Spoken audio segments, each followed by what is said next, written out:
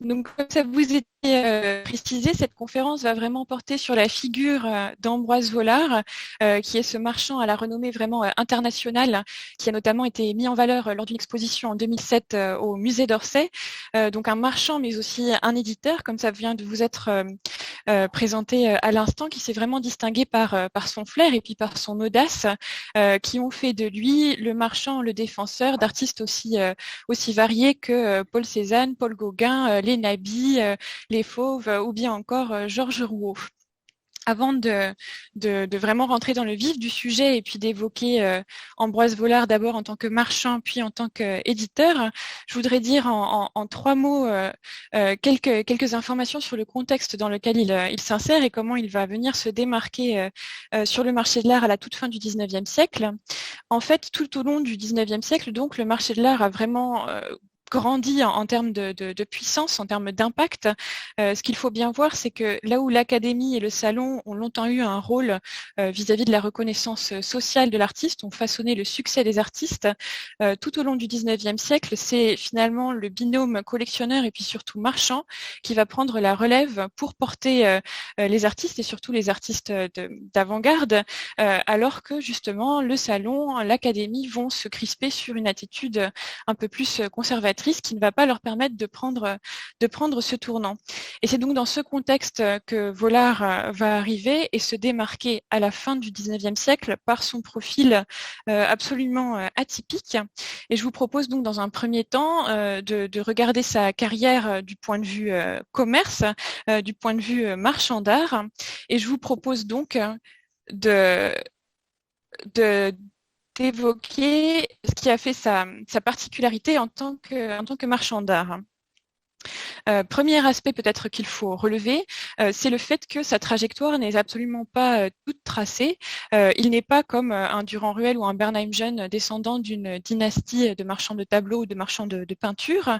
Il ne commence pas avec un fonds, il ne commence pas avec un capital, et pour ainsi dire, il part quasiment de rien. En fait, il est le fils d'un notaire de La Réunion, et puis il se rend à la métropole en 1885 pour faire des études de droit. Ces études de droit, il va assez rapidement finalement les abandonner. En gagnant la capitale, il va flâner, se promener dans les rues, notamment auprès des ancêtres des bouquinistes. Et puis, il va aussi faire un bref apprentissage à la galerie de l'Union artistique. Et puis, très rapidement, en fait, en 1890, il va s'installer seul en tant que marchand d'art, d'abord dans son domicile, dans son appartement, en fait, rue des Apennins. Et puis, il va prendre un local rue Laffitte. Donc, on voit bien là une trajectoire tout à fait étonnante. Ce qui n'est pas étonnant a priori, en revanche, c'est son choix justement de local. Quand il s'implante rue Laffitte, c'est un choix tout à fait logique en fait, parce qu'à cette époque-là, la rue Laffitte, c'est vraiment le cœur battant du quartier des marchands de tableaux. Il est entouré par d'illustres confrères et notamment par les fameux Durand-Ruel et Bernheim jeune que j'évoquais tout à l'heure.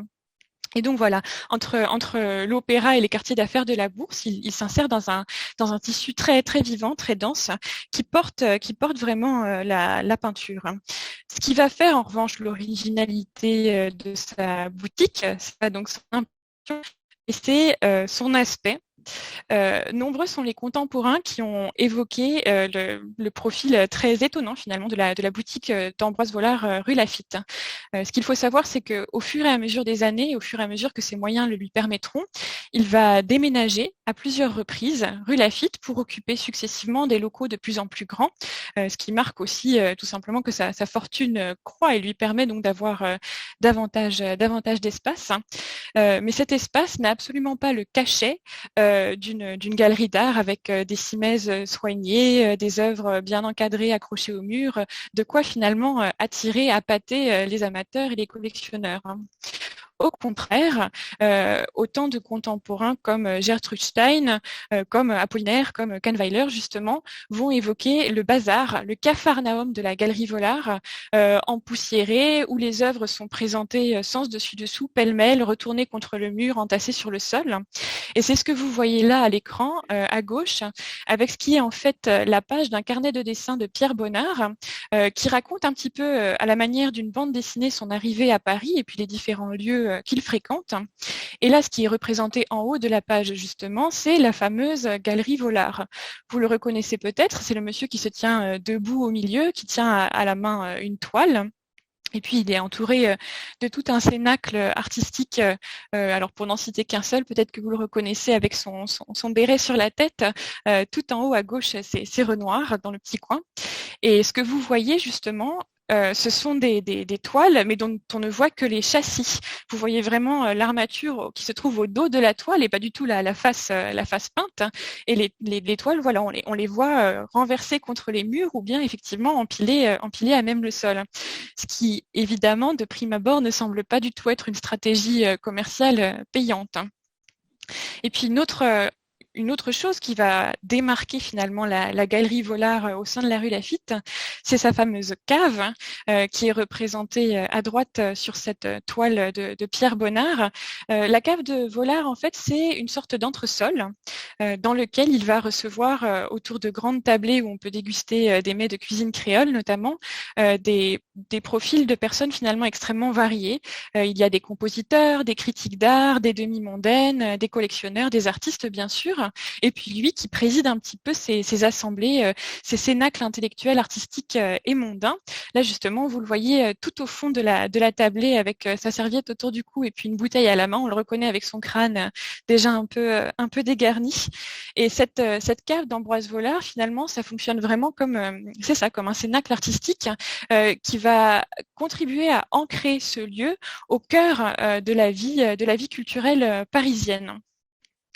Donc voilà, un emplacement a priori tout à fait normal, tout à fait classique et attendu, mais un profil de galerie assez atypique.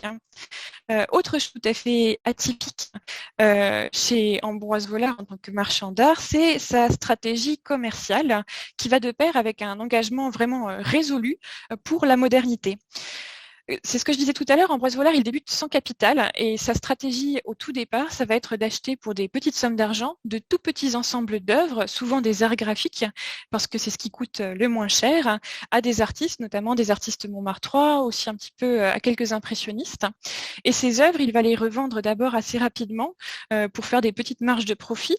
Et au fur et à mesure, quand il pourra se le permettre, et c'est là que sa stratégie est vraiment très intéressante, il va acheter en bloc des fonds d'ateliers entiers ou bien de gros ensembles d'œuvres à des artistes d'avant-garde pour des sommes assez peu élevées, simplement parce que les artistes qu'il va choisir sont des artistes qui n'ont généralement pas encore de marchands, pas encore d'amateurs ou de collectionneurs, et donc en fait pas de cote.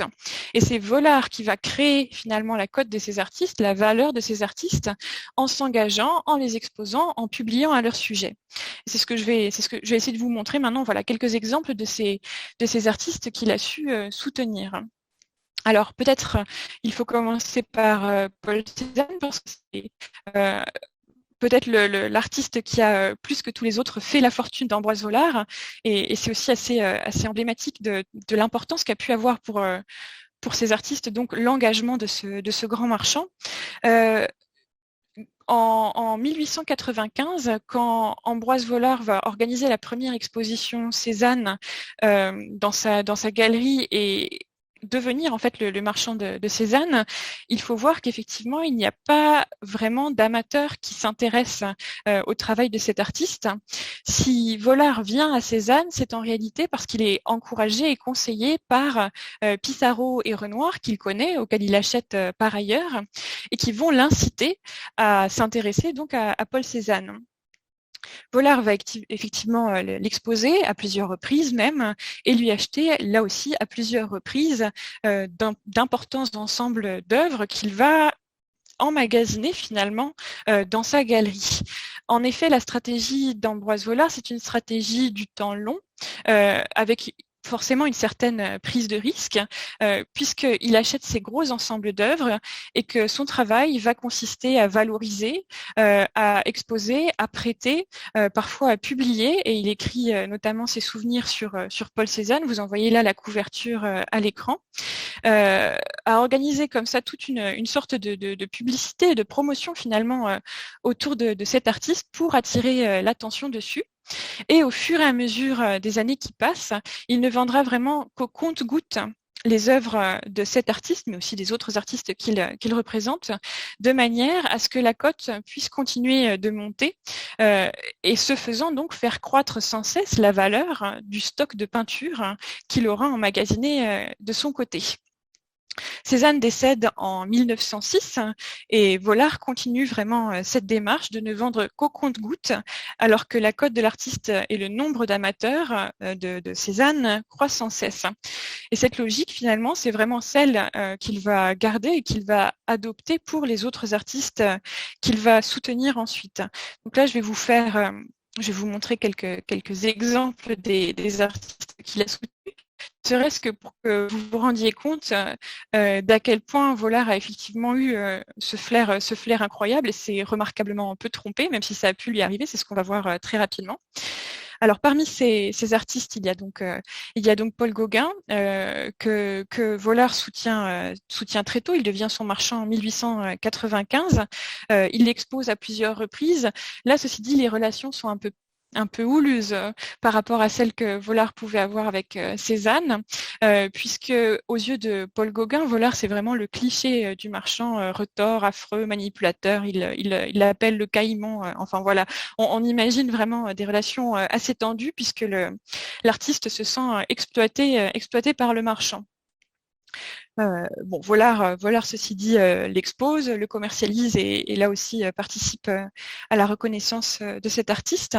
Un autre exemple, pour donner peut-être un cas où Vollard s'est un tout petit peu trompé, il l'a reconnu lui-même, c'est Van Gogh. Quand Vollard commence à exposer, à vendre Van Gogh, l'artiste est déjà décédé puisqu'il est mort en 1890 donc. Et ce qui est assez intéressant, ceci dit, c'est que Vollard va inaugurer sa galerie du numéro 39 rue Laffitte par une exposition Van Gogh en voulant marquer le coup. Et il va faire plusieurs expositions Van Gogh, mais va se heurter finalement à une relative tiédeur des amateurs, de la critique. Et puis il va finir par baisser les bras, peut-être aussi parce qu'il ne pouvait justement pas traiter directement avec l'artiste, mais il devait passer par la succession Van Gogh, ce qui impliquait d'autres logiques finalement. Et donc voilà, il va presque en fait se débarrasser progressivement des tableaux de Van Gogh, mais il reconnaîtra lui-même s'être trompé au sujet de cet artiste, parce qu'il fallait bien qu'il se trompe au moins une fois. Autres artistes qu'Ambroise Vollard va soutenir très largement, et puis il va aussi éditer, on reviendra dessus un peu plus tard, ce sont les nabis. Pour remonter un tout petit peu le fil de l'histoire, les nabis se sont rencontrés sur les bancs de l'Académie Julian. Ils sont assez nombreux. Il y a Bonnard, Vuillard, Denis, Sérusier, Ranson, Ibels. Ils vont partager des caractéristiques, des appétences, des objectifs communs.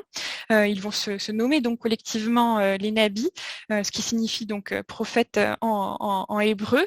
Et Vollard assez tôt, là aussi, va les soutenir, va les exposer dès 1896.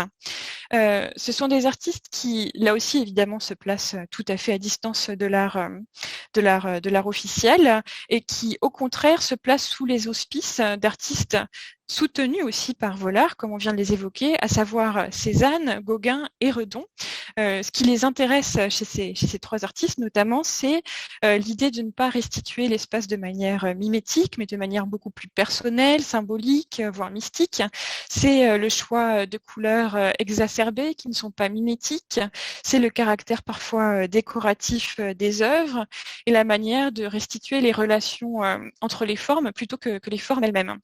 Et là, ce que je vous montre, c'est un grand portrait collectif, en fait, de beaucoup des membres de ce groupe, mais aussi des figures tutélaires importantes pour ce groupe. Donc, dans ce grand portrait collectif de Maurice Denis qui est conservé au musée d'Orsay et qui s'intitule Hommage à Cézanne, vous voyez tous ces protagonistes. Cézanne n'est pas présentée en chair et en os, mais par le biais, en fait, d'une de ses natures mortes sur un chevalet au milieu de la toile. Tout à gauche, avec le crâne un peu dégarni, vous avez Odilon Redon, donc une autre grande figure de référence pour les nabis. Et puis autour, voilà, on égrène Vuillard avec la barbe rousse, André Mellerio, un grand critique qui s'est vraiment engagé beaucoup pour la cause des nabis et puis aussi pour la cause de l'estampe originale et de la lithographie en couleur. On reviendra dessus un peu plus tard. Derrière le chevalet qui dépasse tout le monde d'une tête, c'est Ambroise Vollard avec le chat aux yeux d'or à ses pieds. Ensuite, vous avez Maurice Denis, Sérusier, Rançon avec le chapeau, Roussel qui se tient presque de dos, Bonnard qui fume la pipe, et puis à l'extrême droite de la toile, vous avez Marthe Denis, la femme du peintre. Voilà, donc tout ce tableau qui restitue aussi un petit peu le vivier d'artistes en fait qui entourait Vollard. J'évoquais le fait que avec le temps, Vollard va pouvoir se permettre d'acheter vraiment des fonds d'ateliers entiers de jeunes artistes débutants en fait qui n'ont virtuellement aucune cote. Pour donner quelques autres exemples, évidemment, on ne peut pas ne pas parler de Pablo Picasso. En 1901, Vollard organise la première exposition consacrée à Picasso et puis à son compatriote Iturrino à Paris. C'est vraiment très tôt. Et puis à plusieurs reprises, Vollard va acheter le fonds d'atelier de Picasso. Il va faire main basse comme ça sur la période bleue et la période rose de l'artiste, ce qui constitue quand même un ensemble tout à fait considérable. Et ce qu'il faut s'imaginer, et c'est aussi comme ça qu'on comprend pourquoi certains artistes ont eu vraiment un ressentiment très fort envers Vollard, c'est que quand il achète ses toiles à Picasso, il les paye environ 150 francs pièce.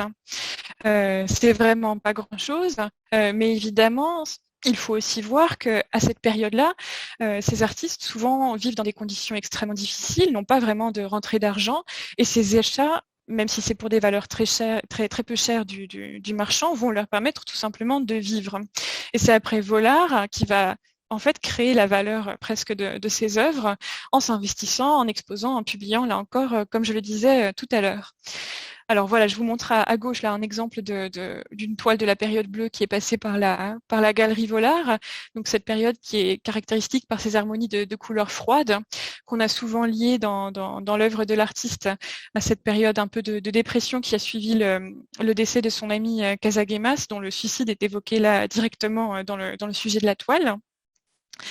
Et puis, à droite, je vous montre un portrait de Vollard peint par Picasso un peu plus tard, d'un style tout à fait cubiste cette fois-ci.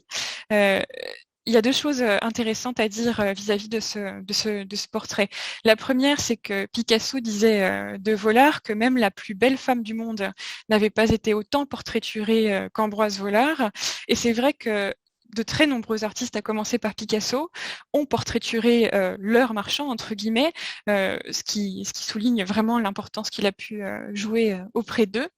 L'autre chose intéressante à dire avec ce tableau, c'est que Vollard, en fait, a freiné devant le cubisme. Il a acheté la période bleue, il a acheté la période rose, mais il a reculé devant le cubisme. Il a reculé notamment devant les Demoiselles d'Avignon qui ont été achetées par Doucet. Et c'est finalement le marchand Kahnweiler qui a continué à travailler avec Picasso pour sa période cubiste, tandis que Vollard, lui, c'est un petit peu mis en recul comme ça, mais sans éprouver il n'était pas possessif, disons, envers ses artistes. Le fait de voir Picasso partir avec un autre marchand ne lui a posé aucun problème. Hein. Ensuite, évidemment, parmi les autres jeunes artistes d'avant-garde auxquels Vollard va acheter en bloc des fonds d'atelier, il fallait parler des fauves.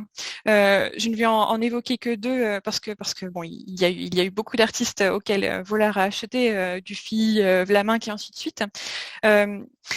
Vollard va surtout commencer à s'intéresser à eux et à leur acheter des œuvres au lendemain du fameux salon d'automne où les fauves donc, se font remarquer et puis se font qualifier de la sorte par le critique d'art Louis Vaucel. Donc le 23 novembre 1905, Vollard se rend dans l'atelier d'André Derain et achète la quasi-intégralité de ce qui s'y trouve. Il va il va acheter les fonds d'atelier, mais il va s'investir au-delà de ça. Il va notamment l'envoyer en voyage d'études, en fait, d'une certaine manière, à Londres, pour voir de quelle manière l'artiste va se confronter, en fait, au vu de la Tamise de Monet. Et c'est ce qu'on voit à l'écran avec cette toile qui est très, très marquante par ces sortes de disharmonies intentionnelles recherchées par l'artiste. Ces couleurs stridentes qui s'entrechoquent, les lignes très synthétiques et puis les touches très, très larges qui font comme des éclats de lumière qui parsèment la toile. L'autre artiste fauve que je voulais mentionner, bien sûr, c'était impossible de faire autrement, c'est bien sûr Jean Puy. Vollard connaissait son travail avant le Salon d'automne, donc, mais c'est effectivement de la même manière que Derain, hein, après le Salon d'automne qu'il achète à Jean Puy pendant l'hiver 1905. Ce qui est assez intéressant là aussi, c'est de voir la satisfaction éprouvée par Jean Puy, qui est partagée d'ailleurs par Vlaminck, par Derain, par d'autres artistes, qui se disent ça y est, je réussis à vendre mes œuvres à un marchand d'art, quelque chose va se passer, même si c'est pour des sommes qui aujourd'hui, à nos yeux, peuvent sembler dérisoires. Et donc encore un portrait de Vollard pour rejoindre un petit peu l'idée énoncée par Picasso, qui est assez admirable avec cette silhouette là aussi très synthétique, traitée comme une sorte de nappe noire d'Ambroise Vollard, complètement avachi en train de lire. Ce que je trouvais aussi assez amusant sur cette toile, c'est que il est allongé sur ce même divan qui est repris en fait dans un portrait de Jean Puy peint par un confrère artiste, Jules Migonnet. Donc ça devait être un objet important de l'atelier de cet artiste. Alors pour finir sur un dernier portrait de Vollard, outre cette stratégie commerciale, donc qui est vraiment très atypique, qui mise sur le temps long, qui mise sur la publicité, une reconnaissance que Vollard crée quasiment de toutes pièces, outre aussi le caractère atypique de la galerie d'Ambroise Vollard, outre cette trajectoire tout à fait étonnante, une autre caractéristique assez particulière finalement de Vollard, c'est le personnage qu'il se crée lui-même. C'est finalement ce qui est portraituré là par Bonnard. On est en 1924, on voit un marchand qui est arrivé au sommet de sa gloire, qui est un petit peu entouré par son panthéon d'artistes. Ce que vous voyez en bas à gauche, c'est un portrait de Cézanne. Sur le manteau de la cheminée, vous avez une Vénus de Mayol. Au fond encore, vous avez des femmes allongées de Renoir. Donc il est entouré comme ça par tous les grands noms qu'il a su soutenir, qui ont fait sa réputation autant que lui a fait la leur. Et puis, ce que vous devinez avec ce personnage vraiment avachi sur lui-même, avec la paupière tombante, c'est ce fameux profil du marchand à qui, comme il le disait lui-même, la fortune est venue en dormant. Et il a créé comme ça un peu son propre mythe, qui est assez amusant, mais très révélateur aussi finalement du personnage. Il y a eu plusieurs théories. Alors certains pensent que c'était vraiment une pathologie, qu'il s'endormait comme ça presque instantanément. D'autres ont analysé le fait qu'il s'agissait davantage d'une posture, en fait, d'une stratégie qu'il avait pour, en feignant l'indifférence, provoquer l'envie grandissante et puis faire monter les sommes que lui proposaient les amateurs. Mais donc voilà, on voit en fait ce personnage que Vollard s'est lui-même créé. Il se raconte lui-même de cette manière dans ses souvenirs qui sont vraiment très amusants et qui permettent d'appréhender voilà le personnage absolument étonnant, haut en couleur, fort en caractère aussi que Vollard devait être. Ce qui est aussi assez intéressant finalement avec ce portrait, c'est que en 1924, date à laquelle il est peint donc, nombreux sont ceux qui voient en Ambroise Vollard une figure sur le déclin du marché de l'art. Tout simplement parce qu'il n'expose pas comme à ses débuts, avec parfois 5 expositions dans la même année. Il s'est aussi replié sur son hôtel particulier de la rue de Martignac. Il a abandonné sa galerie de la rue Laffitte. Et donc voilà, on a l'impression d'une figure un peu repliée sur elle-même et peut-être en déclin. En réalité, c'est plutôt que Ambroise Vollard a un confort financier qui lui est assuré, simplement parce qu'il a réussi à créer donc la valeur de ce stock incroyable de toiles de maître qu'il a accumulé chez lui. Il s'est assuré une clientèle qui le connaît, qui se rend chez lui presque comme en pèlerinage. Et puis, il peut se consacrer à ce qui est sa vraie passion, peut-être, à savoir l'édition. Et donc, quand on voit un marchand sur le déclin, en fait, c'est plutôt un éditeur en plein boom, d'une certaine manière, si je puis dire, qui se consacre pleinement donc à cette passion.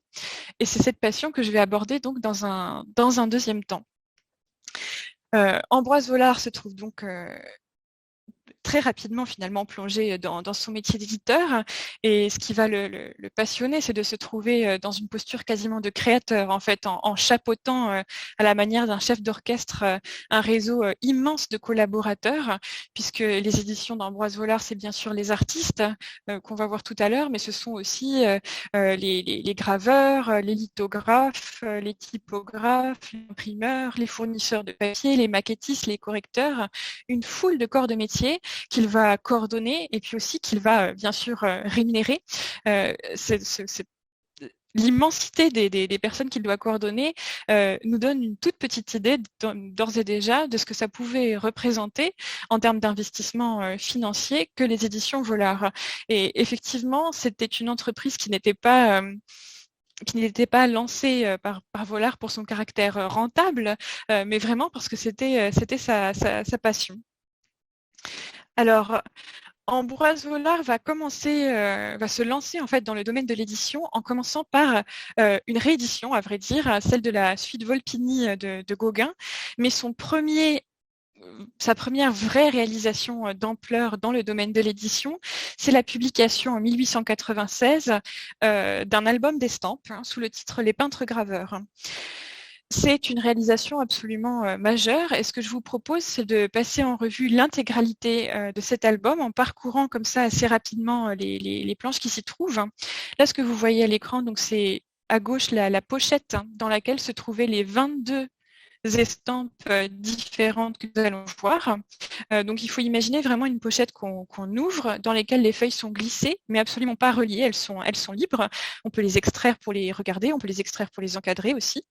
Et donc voilà, dans cet album, Vollard va réunir des artistes incroyablement différents, certains qui ont une forme d'envergure presque, un statut presque académique en fait, à l'image de Fantin Latour, à l'image d'Albert Bénard que vous voyez là à gauche de l'écran, et puis d'autres artistes qui sont tout jeunes, encore assez peu identifiés par les amateurs de peinture notamment.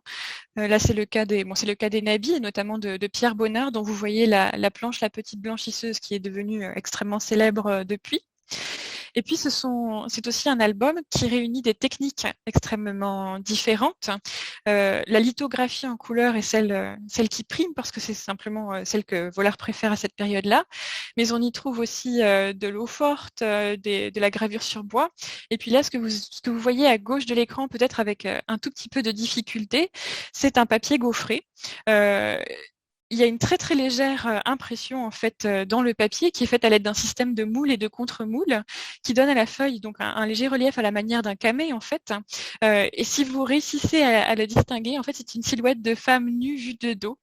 C'est vraiment assez subtil. Il faut le voir en vrai pour comprendre l'œuvre peut-être. Et donc voilà, des techniques très différentes. Des formats différents aussi, ce dont on se rend compte peut-être un peu plus difficilement sur un PowerPoint, mais bon, ce sont vraiment des feuilles aux dimensions différentes. Et puis il y a des artistes français connus, mais aussi des artistes étrangers beaucoup moins bien identifiés par le public français. On va notamment voir là arriver une planche d'Edvard Munch, que vous reconnaissez peut-être, qui est quand même assez caractéristique. Et puis encore une planche de Ripple Ronay, voilà, une très belle lithographie en couleur. Donc vous voyez vraiment le caractère incroyablement hétéroclite de cet album d'estampes, qui est édité à 100 exemplaires, donc en tirage limité, pour garder un caractère peut-être assez confidentiel, assez rare aussi tout simplement, dont les tirages sont numérotés et dont les planches sont signées par les artistes.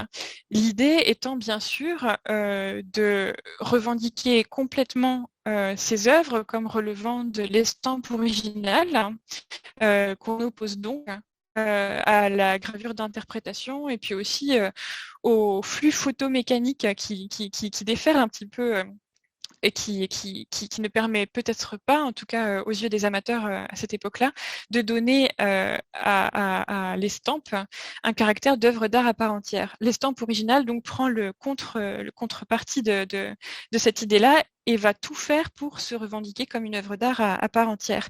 Et c'est là-dedans donc que Vollard va s'investir. À la suite de ce premier album de 96, il en édite un deuxième l'année suivante sous le titre L'album d'estampes originales de la Galerie Vollard. Et ces deux albums sont des échecs commerciaux absolus pour plusieurs raisons. D'une part, le nombre d'amateurs d'art graphique moderne n'est pas très important. Le critique d'art Bourcard calcule que donc un critique d'art et collectionneur contemporain de Vollard, qui calcule qu'à cette époque-là, ils sont environ 140 dans le monde et peut-être 25 en France. Donc on se dit tout de suite que les 100 albums de Vollard vont avoir du mal à se vendre. Et puis aussi, finalement, le caractère complètement hétéroclite et encyclopédique de ces albums les dessert peut-être parce qu'un amateur de Vallotton ne va pas vouloir acquérir en même temps que la planche de Vallotton 21 autres œuvres dues à des artistes que par ailleurs il déteste peut-être pour X ou X raisons. Et donc finalement, ce parti pris d'Ambroise Vollard va peut-être lui jouer des tours, même si pour nous aujourd'hui, c'est un ensemble absolument fantastique qui permet en un seul coup d'œil d'avoir un aperçu merveilleux de l'estampe originale à la toute fin du 19e siècle. Vollard va donc à contre-cœur accepter de vendre des planches qu'il va extraire en fait de l'album. Quand un amateur de Redon lui demandera la planche de Redon, il la sortira pour la lui vendre. Voilà. Et c'est la raison pour laquelle aujourd'hui, finalement, on a aussi peu d'albums dans leur état d'origine et qui n'ait pas été reconstitué par après. Et là, l'album que l'on vient de voir passer, de faire défiler, est celui qui a été acheté donc, par Jacques Doucet et qui est conservé à l'INHA. À l'inverse de la vente des albums, qui est donc, comme je le disais, un échec commercial, l'exposition organisée par Ambroise Vollard dans sa galerie en 96, consacrée au peintre-graveur, va être un succès critique finalement et va réussir à attirer durablement l'attention des fervents défenseurs de la lithographie en couleur et de l'estampe originale. André Mellerio notamment va louer largement l'investissement d'Ambroise Vollard pour tout cela. Mais Vollard va prendre ses distances vis-à-vis de ces albums qui faisaient intervenir autant d'artistes. Il en commence un troisième mais ne l'achève jamais. Et en revanche, en 99, il va publier des albums cette fois-ci individuels, donc confiés chacun à un artiste qu'il apprécie. Et c'est le cas notamment de 3 albums dont je vous montre à l'écran les couvertures qu'il confie au Nabi, donc qu'il représente dans sa galerie. On les a vus tout à l'heure. Il y a quelques aspects de la vie de Paris de Pierre Bonnard, Amour de Maurice Denis et puis Paysages et intérieurs de Vuillard. Ce sont des albums donc, qui sont chacun dus à un seul artiste, qui comportent chacun 12 planches et une couverture, et qu'on considère encore aujourd'hui comme des sommets de la lithographie en couleur, tant ils portent cette technique à des degrés rarement atteints. Au lieu de vous les montrer tous, ce que je vous propose de faire, c'est de regarder un extrait d'un d'entre eux pour voir, parce qu'il partage quand même quelques caractéristiques, pour voir ce que ça présente comme enjeu, comme intérêt et comme réussite. Alors j'ai choisi 2 des planches d'Édouard Vuillard pour ses intérieurs aux tentures roses. Il s'agit en réalité d'un triptyque, il n'y a pas que 2 planches, il faut en imaginer 3 côte à côte, mais pour qu'on voit un tout petit peu mieux à l'écran, je n'en ai gardé que 2.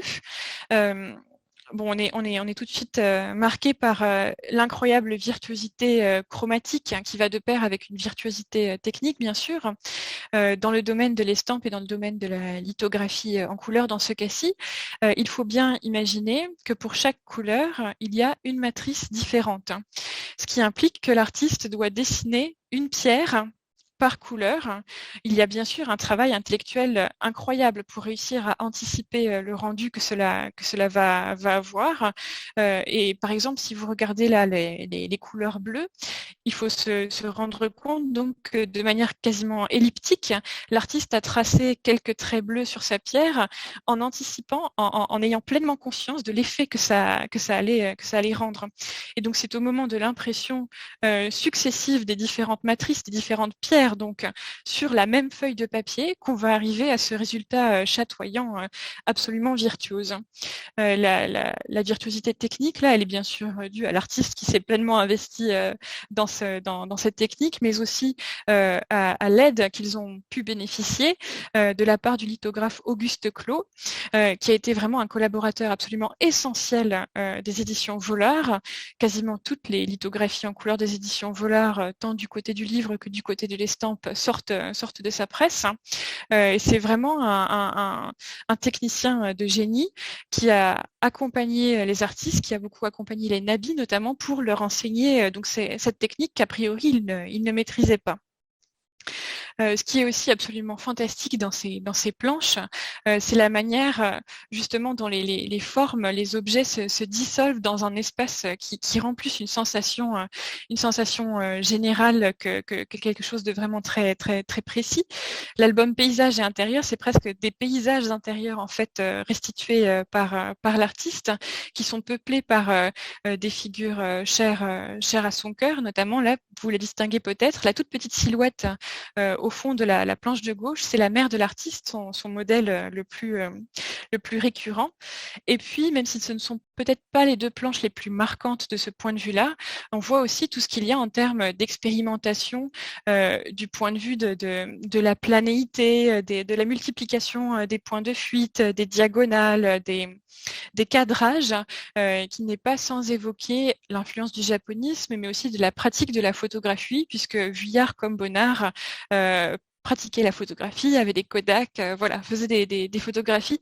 Et ça nourrit vraiment leur vocabulaire. Et c'est ce qu'on retrouve dans ces albums. Ce qui est aussi très intéressant avec ces albums, et ça va un petit peu de pair avec ce que je venais de dire, c'est que ce qui intéresse Vollard dans cette démarche d'éditeur, c'est de prendre des artistes qui a priori sont des peintres, et de les entraîner à d'autres techniques pour voir comment ils vont réussir à renouveler justement ces techniques avec leur propre bagage, parce qu'ils n'ont pas le filtre du métier appris, parce qu'ils n'ont pas cette forme d'autocensure, et qu'ils ont finalement une liberté plus grande face à les techniques qui va leur permettre de faire des choses neuves. Et cette démarche, il va la poursuivre dans le domaine donc de la lithographie, comme on vient de le voir, de l'estampe, mais aussi de la céramique. Et c'est ainsi qu'il va pousser, en fait, demander, exiger des artistes qu'il représente qu'ils s'essayent à la céramique peinte. Il va collaborer pour cela avec le maître céramiste André Métais, qui a son atelier et ses fours à Asnières, et qui va accueillir auprès de lui de nombreux artistes de la galerie Vollard qui vont donc s'essayer comme ça à cette nouvelle technique. Et là, voilà, je vous montre quelques exemples à l'écran, donc des noms qui défilent dans l'atelier de Métais. Il y a la Prade, Valta, Cassatt, Vlaminck, Derain, Rouault. Certains artistes s'empare avec une réelle appétence de cette expérimentation technique. Vlaminck notamment va beaucoup s'y plaire. Pour d'autres, ça reste beaucoup plus épisodique. C'est notamment le cas de Marie Cassatt. Il s'agit du seul vase que l'on connaisse d'elle, là, que je vous montre à droite de l'écran. Et puis parmi les artistes qui finalement se plaisent plutôt bien avec cette expérimentation, il y a bien sûr Jean Puy. On retrouve dans ses œuvres souvent donc un vocabulaire lié au corps féminin, au monde marin et puis à la mythologie, toujours matiné avec une bonne dose d'humour. De loin, ça se voit peut-être pas, mais quand on a le nez sur le vase du triomphe de Vénus, notamment, c'est vraiment une œuvre extrêmement drôle avec ces grappes de Pouty dans des positions vraiment burlesques qui s'abattent du ciel sur ce long défilé en partie médiane du vase. Et puis, je trouvais ça aussi intéressant finalement de vous montrer le verso d'une assiette de Jean Puy que vous voyez là à gauche, parce que sur cette même assiette, vous voyez le croisement des trois intervenants majeurs finalement de cette entreprise de la céramique peinte. Il y a d'abord l'artiste, c'est la signature qu'on voit en gros, Jean Puy en haut. Il y a aussi le monogramme d'André Métais, ce M, alors là du coup vu de travers, entouré d'un d'un cercle. Et puis le monogramme aussi de Vollard avec le A et le V entrecroisés, qui indiquait bien que c'était un objet qui était destiné à rejoindre la galerie Vollard. Donc voilà, le croisement des acteurs, même si évidemment Ambroise Vollard et André Métais se sont disputés la parenté de cette grande aventure qui a contribué au renouvellement des arts du feu au début du XXe siècle. Et puis je ne pouvais pas résister, bien sûr, à montrer ce magnifique ensemble de Jean Puy, Orphée charmant les monstres, qui là aussi est très représentatif de l'humour de Jean Puy, où on voit toute l'influence qu'ont pu avoir les opéras bouffes, les opérettes sur son œuvre, notamment cette figure du lion absolument géniale qui a l'air de se nier à mourir au pied d'Orphée, qui charme au contraire les autres personnages de la scène. Alors, dans les autres domaines auxquels Vollard va réussir à amener certains de ses artistes, il y a la sculpture, puisque Vollard a également édité des bronzes. Il a édité notamment des bronzes de Renoir qu'il a encouragé à sculpter à la fin de sa vie, avec l'aide bien sûr essentielle de Richard Guinaud. Il y a aussi les plâtres de Picasso qu'il a achetés à l'artiste pour les faire mouler et puis pour les faire fondre, les éditer là aussi, comme cet arlequin que je vous montre à droite de l'écran. Et puis bien sûr, c'est Ambroise Vollard qui a aussi encouragé Ambroise Maillol à sculpter davantage, à se consacrer davantage à la sculpture. Il aimait énormément les petites terres cuites que faisait l'artiste, et donc voilà, l'a poussé à pas abandonner la peinture, mais à se consacrer de plus en plus à la sculpture. Alors, outre donc l'estampe, la céramique et la sculpture, le domaine dans lequel Vollard va pleinement se plonger à partir de 1900, c'est bien sûr le livre de luxe. Il va renouveler en profondeur ce médium à partir de son coup d'essai, qui est le Parallèlement de Verlaine, illustré par Bonnard. C'est un livre qui est encore aujourd'hui une référence absolue pour les bibliophiles, mais qui à cette époque est très mal reçu et fait vraiment l'effet d'un pavé dans la mare, de la même manière que les albums d'estampes de Vollard ont été des échecs commerciaux. Les livres d'Ambroise Vollard le sont souvent aussi à ce moment-là. Et finalement, c'est un ouvrage qui choque et qui est mal reçu par les bibliophiles pour plusieurs raisons. D'abord, le texte est peut-être un peu osé, un peu érotique, mais soit. Ensuite, il confie donc l'illustration à un artiste qui n'est pas illustrateur de métier, qui n'est pas graveur de métier non plus, qui est peintre a priori à la base, et qui va fournir ses dessins incroyablement libres, qui accompagnent le texte plus qu'ils le suivent, qui vont être donc des lithographies roses. Ça, c'est assez osé comme choix parce qu'il faut bien se rendre compte qu'à cette époque-là, la lithographie en couleur, dans la tête des bibliophiles en tout cas, reste assez associée à l'affiche, à la publicité, à des documents qui sont commerciaux, publicitaires, en tout cas populaires, voire vulgaires. Et la lithographie en couleur n'a a priori pas sa place dans le livre de luxe. En plus de cela, sur certaines pages, et je pense que là on le voit assez bien, le trait de Bonnard se superpose, s'entremêle vraiment de façon merveilleuse, je trouve, avec le texte, avec le caractère typographique, mais là aussi c'est quelque chose d'assez neuf, d'assez osé. Et puis le caractère typographique lui-même est choisi de manière assez atypique. En fait, il s'agit du Garamond, un caractère dont l'imprimerie nationale a l'exclusivité, qui a été gravé au début du XVIIe siècle, mais qui n'est plus imprimé depuis très longtemps, et qui va presque choquer comme ça l'œil des bibliophiles qui n'en ont plus l'habitude. Alors que Vollard, lui, au contraire, tombe complètement sous le charme de ces caractères typographiques anciens, et qu'il va vraiment s'investir pour leur réémergence, d'une quelque sorte, leur renaissance, et va, pendant toute sa carrière d'éditeur, faire imprimer plusieurs de ses livres avec ceci. Donc voilà, un livre qui choque, un livre qui est un échec commercial. Vollard va bien évidemment continuer dans cette voie du livre nouveau, tant par le choix des textes, par le choix des illustrations. On pourra revenir dessus au moment des questions si vous le souhaitez, mais je propose de vous montrer plutôt un contre-exemple finalement, un exemple de ce que Vollard a pu faire pour aller davantage dans le sens des bibliophiles, pour essayer un peu de se réconcilier avec ce public tellement exigeant et conservateur qu'il a heurté. Il va en effet éditer plusieurs livres qu'il conçoit comme des mains tendues presque aux bibliophiles.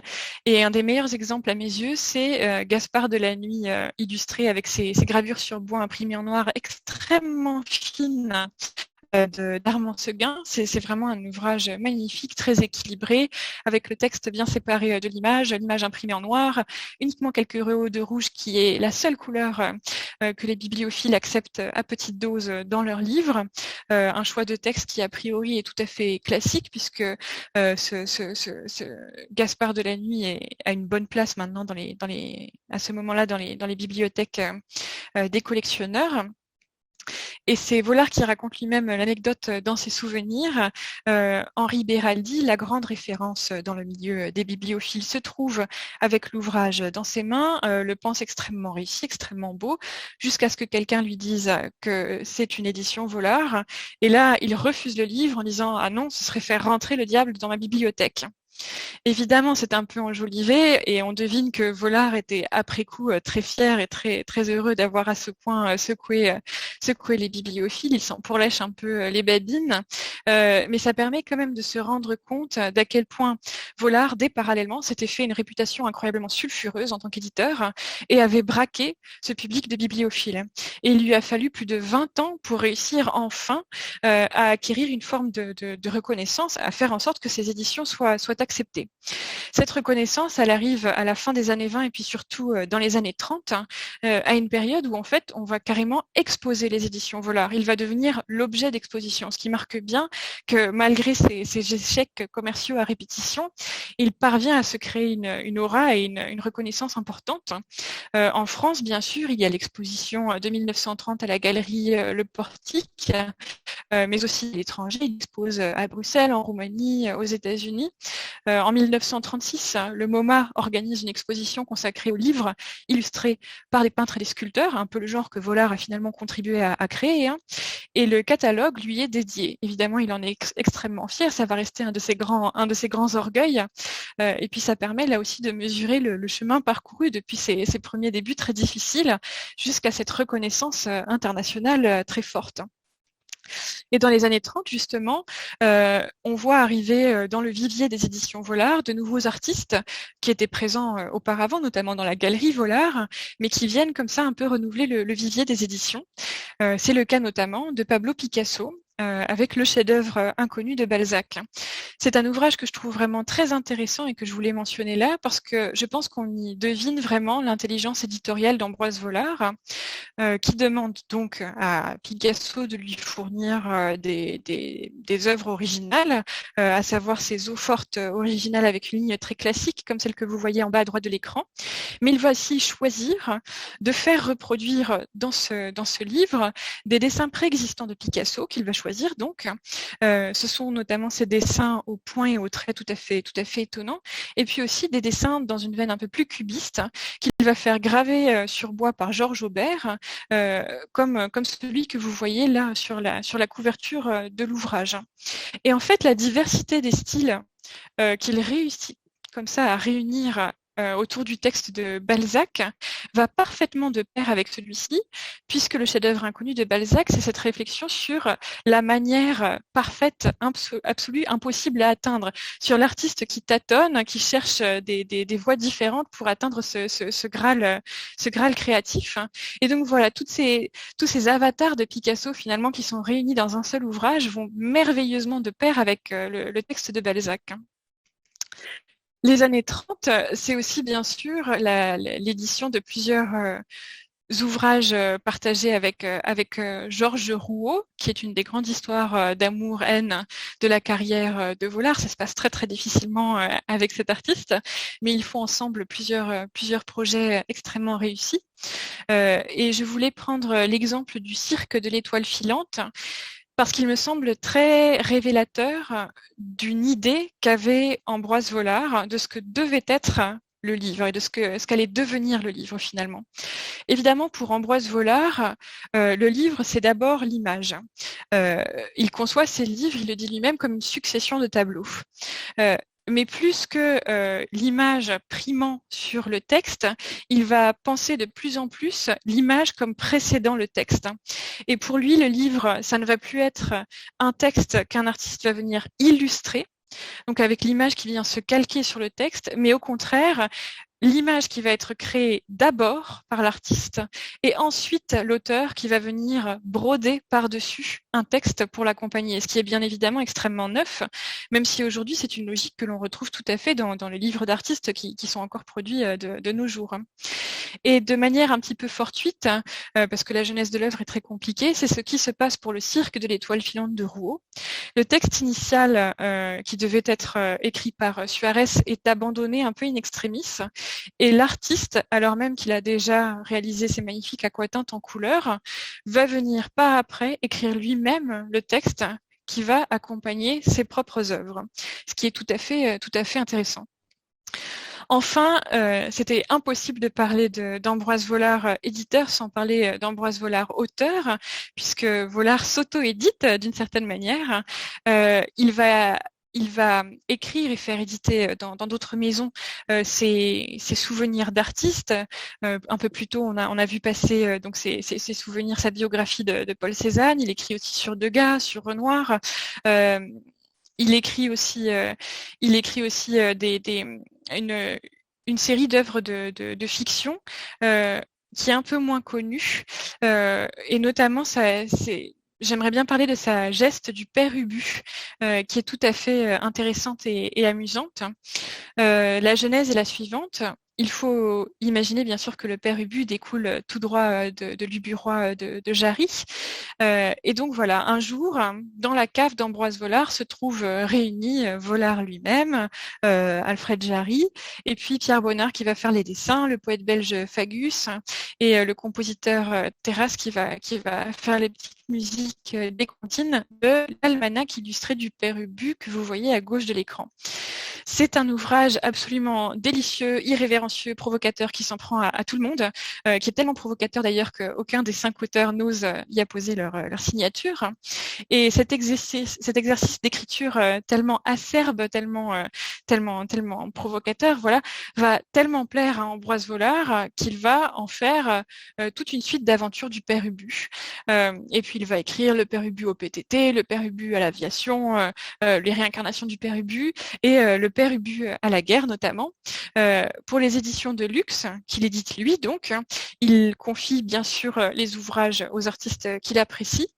Et je voulais parler donc du père Ubu à la guerre, pas seulement parce qu'il est illustré par Jean Puy, mais aussi parce que c'est à mes yeux peut-être un des plus réussis.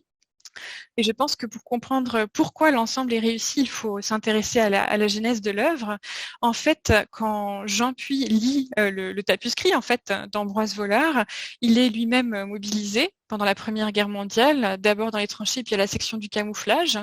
Il va avoir une correspondance très, très nourrie avec Ambroise Vollard, où ils vont échanger des anecdotes, des besoins de rémunération, mais aussi leur ressenti donc, sur ce texte.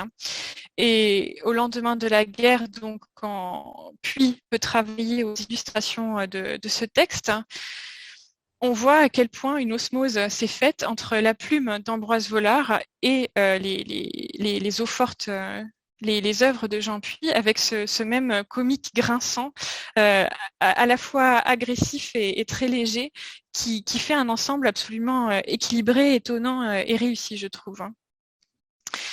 Voilà, donc ça vous donne un aperçu de tout ce que Vollard a fait, et puis aussi simplement du fait que par ses choix, par ses achats, par ses expositions, par ses éditions, par ses prêts, par ses ventes, il a contribué à façonner toute une part de l'histoire de l'art occidental telle qu'on la connaît encore aujourd'hui.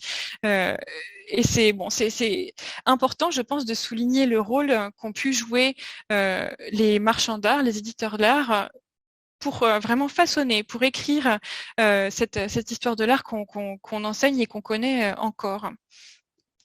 Je voulais finir la conférence en disant quand même 3 mots sur ce qui s'est passé après le décès de Vollard, puisque Vollard décède dans l'été 1939, juste avant la Seconde Guerre mondiale, dans un accident de voiture. Évidemment, c'est un coup d'arrêt extrêmement brutal pour toutes ces entreprises éditoriales qui continuaient à multiplier, qu'il avait sur le feu. C'est vécu comme une catastrophe par les artistes et puis par tous ces collaborateurs que je mentionnais tout à l'heure, donc les graveurs, les imprimeurs, les typographes et ainsi de suite. Les langues vont très vite se délier et s'opposer en fait entre partisans et opposants d'Ambroise Vollard qui a jusqu'à la fin été une personnalité extrêmement clivante. Et puis, il va y avoir une affaire de succession extrêmement compliquée avec des rebondissements multiples sur des années et des années, puisque Vollard décède sans héritier direct et que son dernier testament date de 1911. Or, évidemment, entre 1911 et 1939, la fortune d'Ambroise Vollard, emmagasinée dans son hôtel particulier de la rue Martignac, n'a pas de mesure, n'a pas commune mesure. Le sort des éditions va être un tout petit peu différent, un peu plus simple finalement que la succession de la galerie Vollard, puisque d'une part, le stock d'estampes des éditions Vollard va être racheté par Henri-Marie Pétier, qui va le commercialiser à son tour. Henri-Marie Pétier, c'est un marchand d'estampes et puis lui aussi un éditeur qui a beaucoup acheté à Ambroise Vollard du vivant du marchand, donc, et qui va d'une certaine manière reprendre il va donc valoriser ce stock Vollard toute sa vie durant, et c'est notamment lui qui va commercialiser la suite Vollard sous la forme que l'on lui connaît encore aujourd'hui, donc comme cet ensemble de 100 estampes qu'il va faire signer par Picasso. Donc il va un peu harceler le maître pour réussir à obtenir des signatures, bien sûr Picasso se faisant payer la signature un peu plus cher à chaque fois. Et puis du point de vue des ouvrages, des éditions de livres d'Ambroise Vollard, les projets les plus aboutis vont être achevés par Lucien Vollard, le frère du marchand éditeur, parfois assisté par Martin Fabiani, tristement célèbre pour le rôle qu'il a joué dans la spoliation des œuvres d'art pendant la Seconde Guerre mondiale. D'autres projets un peu moins aboutis vont être repris, rachetés par les artistes eux-mêmes ou bien par d'autres éditeurs, par Thériade, par Mag par exemple. Et puis certains projets, en revanche, vont être complètement abandonnés pour plusieurs raisons, parce qu'ils étaient très peu avancés, parce que les matrices ont été perdues, parce que à force de déménagements successifs, les œuvres se sont éparpillées. Et justement, dans le cas de Jean Puy, 3 projets, ce qui est quand même considérable pour un artiste, 3 projets ne voient jamais le jour, avec donc le Candide de Voltaire, et puis 2 textes dus à Vollard que Puy devait illustrer aussi, le pot de fleurs de la mère Ubu et le déjeuner de l'évêque. Donc on devine comme ça le choc et puis la perte que ça a pu représenter pour les artistes, que cette disparition extrêmement subite. En guise de conclusion, il faut quand même dire que Ambroise Vollard a donc ouvert la voie pour ses successeurs, tant marchand qu'éditeur, même si j'aurais tendance à penser surtout éditeur, puisqu'il a contribué vraiment à réinscrire l'estampe dans les circuits des galeries en défendant donc en défendant l'estampe comme une œuvre d'art à part entière, en luttant pour lui redonner un peu ses lettres de noblesse, en les faisant signer, en les imprimant en tirage limité. Et puis il a aussi donc contribué à renouveler le livre d'artiste, comme on l'a vu tout à l'heure, en ouvrant donc la voie à de nombreux autres, comme je l'ai mentionné à l'instant, Skira, Mag, Thériade, et puis bien sûr Daniel Taylor, marchand et éditeur lui aussi, qui considérait Ambroise Vollard comme un maître et un modèle. Et finalement, c'est ce rôle important de Vollard en tant qu'éditeur qu'on met en valeur dans une exposition sœur, finalement presque, de l'exposition du musée d'Échelette au musée du Petit Palais à Paris, et qui se consacre donc à cette passion pour l'édition qu'a eu Ambroise Vollard et donc à sa suite Henri-Marie Pétier. Et je voulais finir finir la conférence sur cette image absolument délicieuse de l'achevé d'imprimer du Père Ubu à la guerre, avec ce petit lapin à bicyclette de Jean Puy, qui est en fait un clin d'œil à Jarry, immense cycliste lui-même, hein, qui aimait beaucoup le vélo et qui donc voilà trouve sa petite place à la fin de cet ouvrage en clin d'œil à celui qui a été peut-être l'instigateur de la geste du Père Ubu. Voilà, je vous remercie beaucoup pour votre attention et puis je suis disponible pour répondre aux questions que vous pourrez avoir.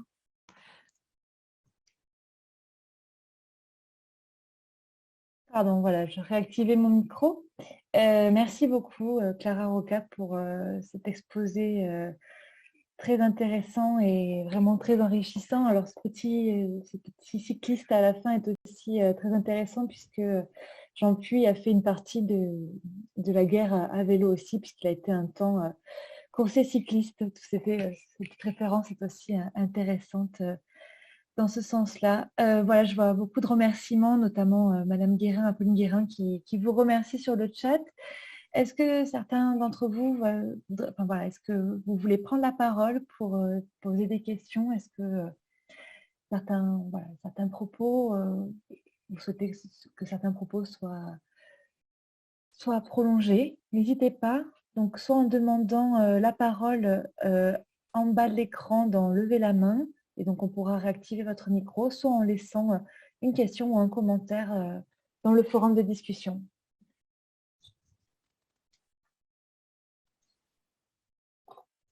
Alors moi, peut-être que je vais commencer par une question.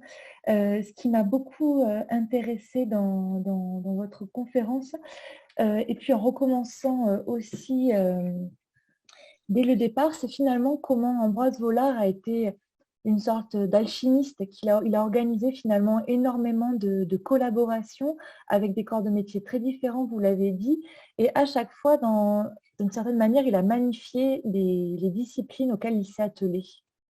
Je pense à la céramique, je pense à l'édition, je pense au travail, aux collaborations entre des lithographes et des artistes peintres. Et il a vraiment eu ce regard, je trouve, d'alchimiste. Voilà, je ne saurais pas le dire mieux aujourd'hui. Je ne sais pas ce que vous en pensez. Si, c'est vrai que c'est assez fascinant et je l'ai mentionné très rapidement, mais je pense que derrière, bien sûr, il y a le plaisir d'être à son tour artiste, créateur à part entière.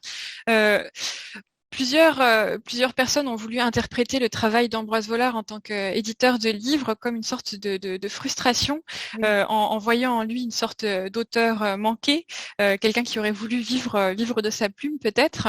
Et en devenant donc ce grand éditeur, on a voulu voir en lui quelqu'un qui voilà a réussi à avoir ce rôle de créateur. En laissant les artistes assez libres, mais en ayant ces petits domaines réservés dans lesquels il pouvait s'exprimer pleinement, faire ses choix, guider les artistes parfois. Parmi ces domaines de prédilection, il y avait notamment les caractères typographiques, mais aussi le choix des papiers, qui était une grande passion pour lui. Il s'est investi pleinement dedans. Et puis, outre ce travail donc de créateur, puisqu'il se permet, on le lit dans sa correspondance avec plusieurs artistes, il se permet d'aiguiller, de conseiller, de demander. Il y a bien sûr aussi son appétence pour son envie en fait de renouveler, de révolutionner, de chercher le neuf, qui passe essentiellement chez lui. C'est ce que j'essayais de démontrer par le choix d'artistes qui sont des peintres et qu'il va vraiment lancer dans des domaines complètement différents pour voir comment ça va renouveler complètement, apporter à cette technique avec des pratiques libérées presque, décensurées, sans qu'il y ait ce fameux carcan du métier appris. Je vois Madame Bonafous que vous avez réactivé votre micro. Je vous laisse la parole si vous voulez poser une question. Félicitations à Clara pour son merveilleux exposé. Je sais la passion qui l'anime elle aussi et le soin et l'attention qu'elle a mis à étudier Vollard, auteur et éditeur de livres illustrés. Une question qui pour moi reste un peu mystérieuse, peut-être Clara pourra-t-elle répondre. Que sait-on en réalité de Vollard lui-même lecteur? Connaît-on le contenu de sa bibliothèque? Sait-on s'il était fanatique de Flaubert ou de Mallarmé? À vrai dire, moi-même, je ne sais rien sur le sujet. Peut-être auras-tu des éléments, s'il te plaît? Eh bien non, en fait, ça reste un pan très très frustrant et très mystérieux justement. On ne connaît pas la bibliothèque d'Ambroise Vollard et c'est pour ça que j'aime tant son portrait par Jean Puy. On le voit en train de lire et si j'ai qu'une seule envie, c'est justement de savoir quel livre il a entre les mains. Plusieurs personnes disaient qu'il aimait énormément les romans policiers. J'ai aucune preuve à avancer sur lesquelles appuyer cela. Par contre, ce qu'on sait, ce qu'on trouve en tout cas dans les archives de l'Imprimerie nationale et ce que je trouve vraiment fascinant, c'est que dès 1900, quand il commence donc à échanger avec l'Imprimerie nationale, à échafauder ce programme titanesque éditorial qu'il va avoir à cœur de mettre en place toute sa vie durant, il a des textes en tête. Peut-être pas une centaine, mais vraiment une cinquantaine de textes facilement. Et ce qui est confondant, c'est qu'il y a absolument tout. Il y a le théâtre de Racine, il y a le Satyricon, il y a Landor d'Apulée, il y a les fables de La Fontaine, les Mille et une nuits, des choses extrêmement grivoises et provocatrices, ou bien des classiques absolus antiques comme de la langue française. Et ça, c'est quelque chose qu'il met en place très tôt. Ce que je ne sais pas, c'est s'il a une vraie appétence, lui, en tant que lecteur, justement, pour ces textes, ou si c'est un calcul stratégique, en fait, pour s'adresser justement à des bibliophiles ou bien à des profils de collectionneurs bien particuliers. Ce qu'il raconte, en tout cas, dans ses souvenirs, c'est que dans le cas des fables, il a vraiment un attachement particulier pour le texte. Donc, en fait, c'est peut-être le seul texte duquel je pourrais dire il l'a édité parce qu'il tenait et qu'il l'aimait depuis très jeune. En tout cas, en filigrane, ce qu'on réussit à discerner peut-être, c'est que son goût personnel, dans lequel il va vraiment s'investir, est en opposition finalement à ces textes très classiques qu'il choisit pour plaire aux bibliophiles. Son goût personnel va plutôt dans le sens de textes un peu légers, un peu osés, un peu piquants, un peu provocateurs. Et c'est peut-être ça qui lui plaît davantage et qui finalement se retrouve en reflet dans ses textes à lui, dans sa propre manière d'écrire. Mais la bibliothèque d'Ambroise Vollard, ça reste un mystère. Merci beaucoup. Alors, j'ai une question de Pauline Parisi. Existe-t-il un catalogue de sa galerie? Est-ce que le catalogue de galerie ou d'exposition a été peut-être un lieu d'expérimentation esthétique pour ces artistes?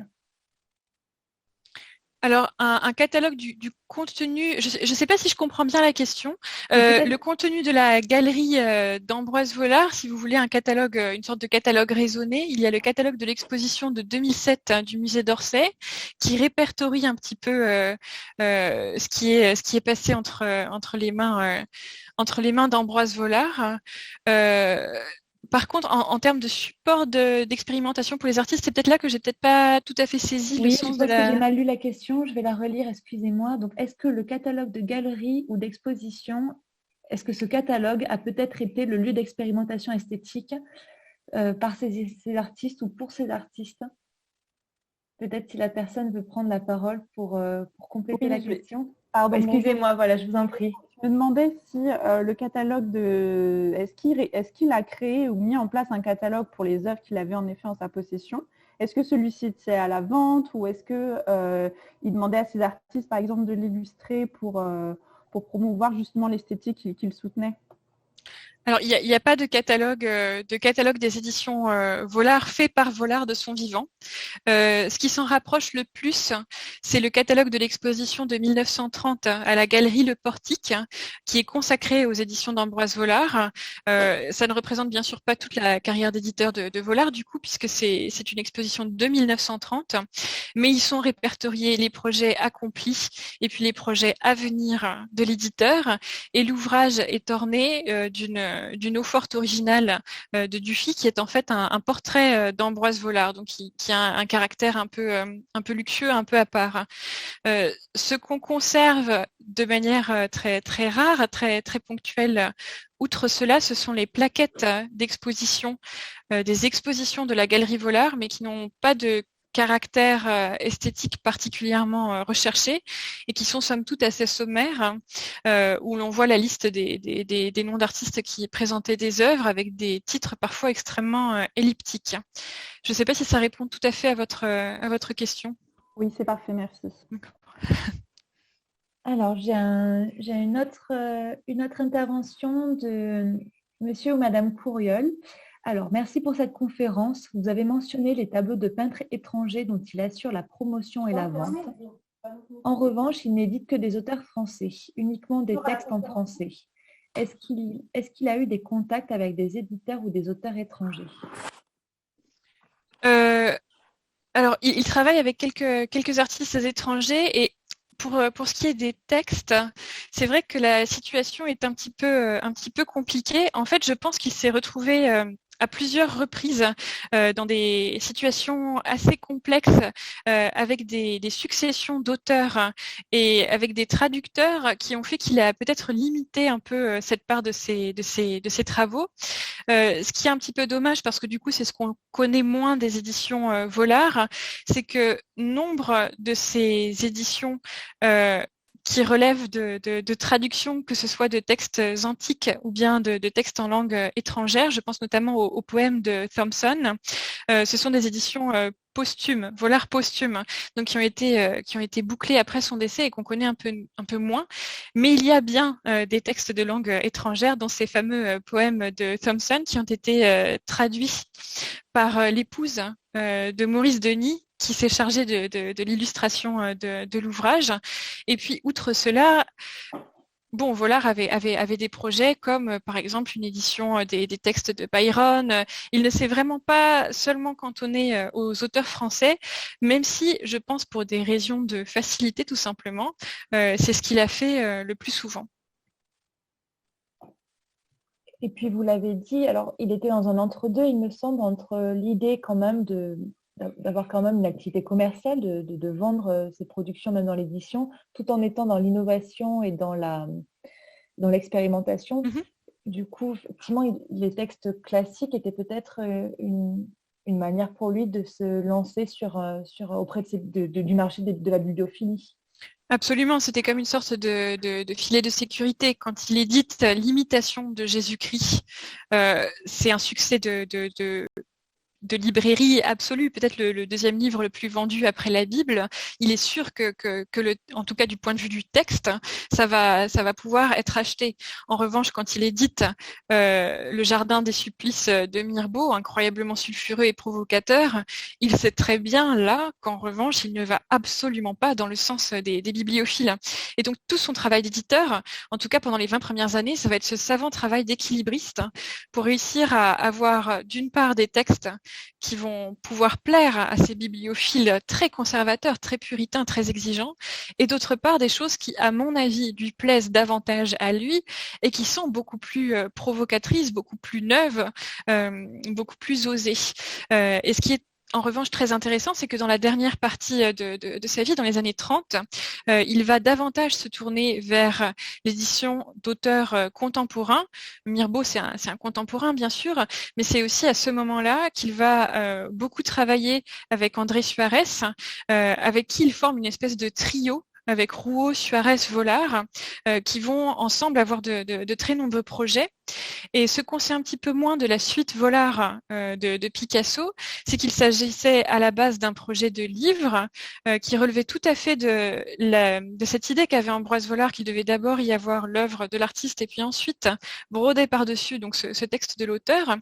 Quand il achète les matrices à Picasso, il a l'idée de les faire imprimer et d'y piocher des planches pour illustrer un ouvrage dont le texte n'existe pas encore, puisque c'est André Suarez qui va se rendre chez la Courrière pour voir les tirages de Picasso et va être touché par une sorte d'inspiration folle et écrire en très peu de temps le texte de Minos et Pasiphae qui vient comme ça, voilà, se compléter, se surajouter aux œuvres de Picasso.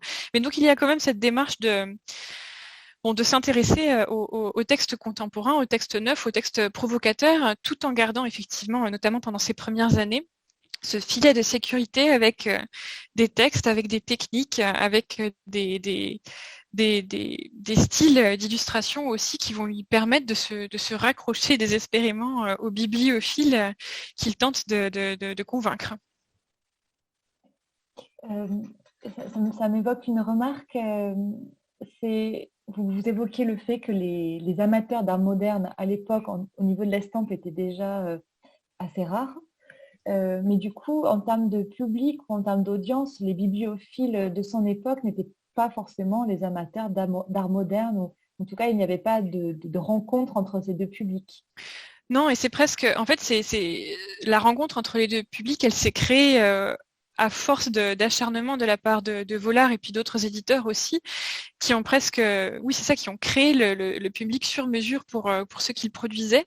Ce qu'il faut souligner du point de vue des amateurs d'art graphique moderne, c'est que Vollard, avec ses éditions, il n'espérait pas atteindre que les amateurs d'art graphique moderne. Il voulait aussi atteindre les amateurs de peinture. Et c'est pour ça aussi qu'il recherche le tirage limité, qu'il recherche la signature de l'artiste. C'est pour pouvoir convaincre ces amateurs de peinture. Et finalement, ce sont les mêmes enjeux que, je pense, on rencontre dans l'édition d'art aujourd'hui. C'est réussir à faire converger les amateurs d'une technique, les amateurs d'un artiste en particulier, les amateurs d'un texte, les amateurs d'un type d'objet, pour réussir à faire en sorte qu'une œuvre se vende. Parce que c'est se limiter au seul amateur de Picasso pour vendre le chef-d'œuvre inconnu de Picasso, ça ne suffit pas. Il faut réussir à croiser tous ces publics, à faire en sorte qu'ils se mettent d'accord. Et ça va être une des grandes démarches finalement d'Ambroise Vollard, de réussir à se créer sur mesure ce petit cercle de fidèles qui va adhérer à ces éditions. Un remerciement de Marie-Noëlle Dugarry, voilà, qui vous remercie beaucoup pour cet exposé clair et passionnant, qui nous console un peu de ne pas avoir accès à l'exposition. Voilà, c'est vrai que pour vous comme pour nous à Paris ou à Rouen, voilà, nos musées sont fermés et on espère pouvoir ouvrir très vite. Un remerciement de Alexandra M, voilà, qui vous remercie également pour cette conférence, en attente de pouvoir visiter également. Est-ce que d'autres personnes veulent intervenir, soit de manière orale en reprenant la parole avec le micro, soit par écrit?